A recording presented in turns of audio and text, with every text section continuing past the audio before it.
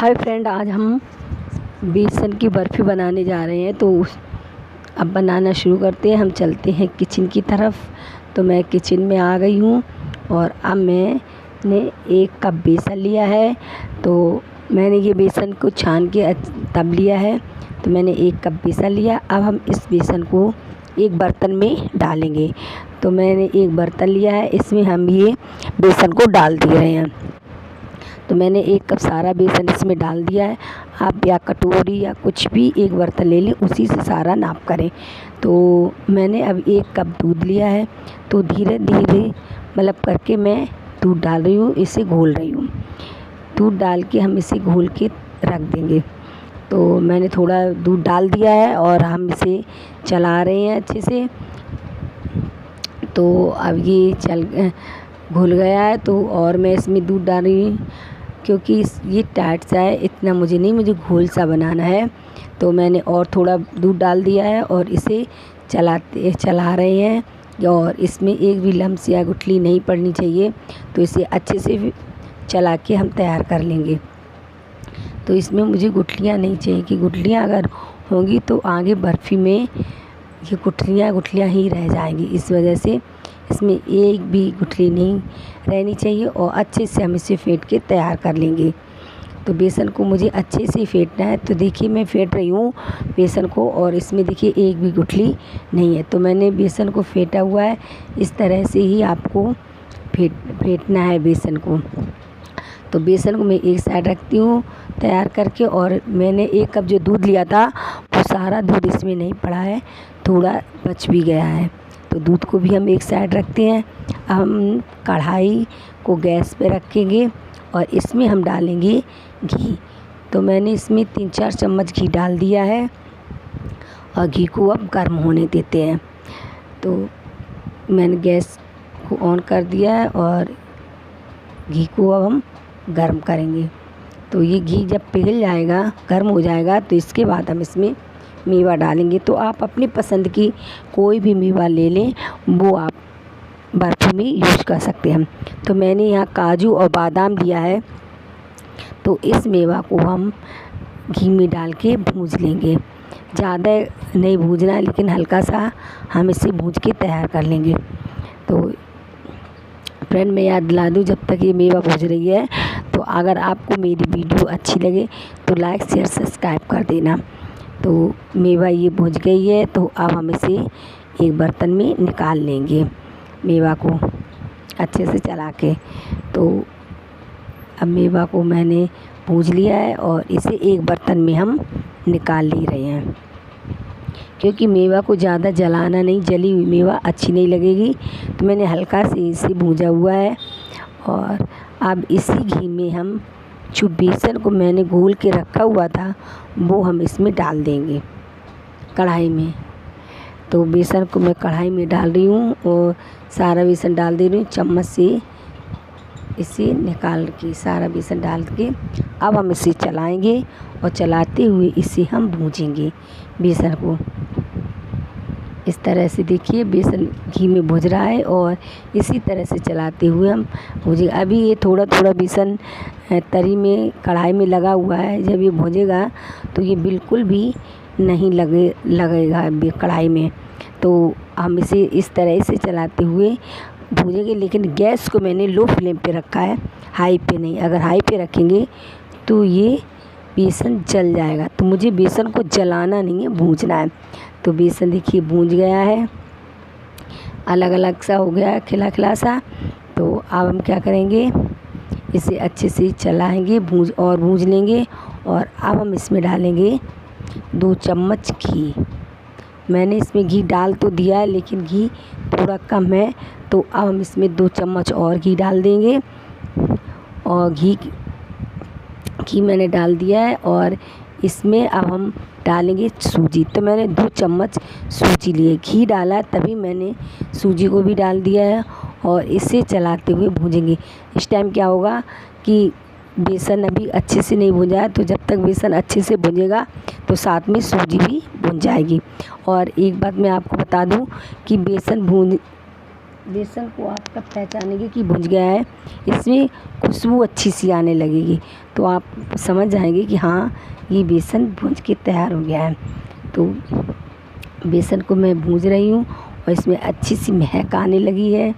तो वो तो जब महक आएगी तो पता ही चल जाता है कि बेसन अच्छे से भून के तैयार हो गया है। तो इस तरह से मैंने भूंजा है, बिल्कुल अलग अलग बेसन खिल हो गया है। बिल्कुल ये लग ही नहीं रहा है कि इस बेसन को मैंने दूध में भिगोकर भूंज रहे हैं। तो इस तरह से हम बेसन को भूंज लेंगे और भूंजने के बाद हम इसे एक बर्तन में निकाल लेंगे। तो बेसन भूंज के अच्छे से तैयार हो गया है, इसमें महक भी अच्छी आने लगी है। तो अब हम बेसन को निकाल ले रहे हैं। बेसन को मैंने लो फ्लेम पे ही भूंजा है, लो फ्लेम पे ही बेसन को रखना है। तो अब मैं इसमें थोड़ा सा घी डाल रही हूँ और आप यहाँ पे चाहें अपनी पसंद की कोई भी मेवा डाल सकते हैं, लेकिन मैंने अब यहाँ पे पिसी हुई गरी 3 चम्मच लिया है और वो हम इसमें थोड़ा सा घी डाल के भूंज रहे हैं। अगर आप चाहते तो अगर मैं उस टाइम भी डाल सकती थी जब मैं बेसन को भूंज रही थी, उस टाइम मुझे याद नहीं रहा तो मैं नहीं डाली। अब मैं इसे भूंज रही, अगर आपको पसंद है तो आप इसे डालें, नहीं पसंद हो तो आप मत डालें। तो गरी को कोई ज़रूरी नहीं कि आप डालें ही। तो मैंने अब ये गरी पिसी गरी भी भूंज ली हल्की सी और इसे मैं एक बर्तन निकाल लिया। तो मैंने 1 कप पानी लिया है और इस पानी को मैंने गर्म करने के लिए रख दिया। अब इसी में मैंने ये आधे कप चीनी ली है। अगर आप मीठा थोड़ा ज़्यादा खाने चाहते हैं तो आप चीनी की मात्रा को बढ़ा सकते हैं। तो मैंने आधा कप इसमें, तो आधे कप से थोड़ी ज़्यादा ही थी तो मैंने इसमें चीनी डाल दी है। अब इस चीनी को हम चला देंगे और एक उबाल तक आने का हम इसका इंतज़ार करेंगे। तो जिस बर्तन में हम बर्फ़ी को जमाएंगे तो उसमें मैं थोड़ा सा घी डाल के लगा दे रही हूँ, जिससे ये बर्फ़ी जम जाए अच्छे से और इसमें लगे नहीं, मतलब तरी में नहीं लगे, अच्छे से निकल आए बर्फ़ी। इस वजह से हम इसमें घी लगा के रख दे रहे हैं। आप चाहें किसी ब्रश से या किसी से भी लगा सकते हैं। तो अब चीनी में उबाल आ गया है, तो इससे मुझे तार नहीं बनाना है कि अगर तार बना दे, मुझे इतनी तार वाली चाशनी नहीं चाहिए। हाँ, हल्की सी चाशनी होनी चाहिए। तो इसमें तार नहीं बन रहा लेकिन चिपक रही है चाशनी। तो इस टाइम ही मैंने इसमें जो बेसन को मैंने भूंज के रखा हुआ था वो इसमें हमने डाल दिया है और इसे डालते हुए हम अच्छे से इसे चलाएंगे। तो ये चलाने से फटाफट ये जम के तैयार हो जाएगी। तो अब हम इसमें जो मैंने गरी को भूंज के रखा हुआ था वो हम इसमें डाल दे रहे हैं और इसे डाल के अच्छे से चला दे रहे हैं। तो अब हम इसमें और जो मैंने काजू और बादाम रखा हुआ था मैंने इसे बारीक बारीक काट लिया है, वो भी हम इसको बेसन में डाल दे रहे हैं। और फ्रेंड मैं याद ला दूँ, आप यहाँ पे अपनी अगर इलायची का पाउडर डालना चाहते हैं तो आप यहाँ पे इलायची का पाउडर भी डाल सकते हैं, केसर का धागा भी डाल सकते हैं, आपको जो पसंद है वो। तो मैंने यहाँ पे इलायची पाउडर नहीं डाला है क्योंकि मैं भूल गई थी, मैं अब बाद में डाल रही हूँ इलायची पाउडर। तो अब इसे मैंने चलाते हुए एकदम गाढ़ा कर लिया है। तो मुझे गाढ़ा एकदम करना है जिससे ये बर्फ़ी अच्छे से जम जाए। तो देखिए फ्रेंड, बिल्कुल तरी में नहीं लग रहा है, एकदम निकल रहा है तरी कढ़ाई से बिल्कुल बाहर सा, चिपक भी नहीं रहा है। तो बस मुझे इतना ही इसे तैयार करना है चला के। तो इसे मैंने अच्छे से गाढ़ा कर लिया। अब मैं यहाँ पे इलायची पाउडर डाल रही हूँ और जबकि मुझे इसे पहले ही डालना था तब भी कोई बात नहीं, अब भी ये मैं डाल के इलायची पाउडर इसमें डाल दिया। इसे अच्छे से चला दे रही हूँ जिससे इलायची पाउडर सारे में अच्छे से लग जाए, मिल जाए। तो इसे चला दिया है। अब मैं इसे एक बर्तन में बाहर निकाल ले रही हूँ। तो ये बेसन को अब मैंने एक बर्तन क्या, जो मैंने बर्तन तैयार किया था घी लगा के, उसी में हम इसे निकाल ले रहे हैं। तो एकदम ये बंध के तैयार हो गया है बेसन। तो बस मुझे इतना ही चाहिए। अब हम इसे अच्छे से सेट कर दे रही हूँ। तो आप चाहें कोई और भी बर्तन ले सकते हैं, मेरे पास जो है मैं इसी में जमा दे रही हूँ।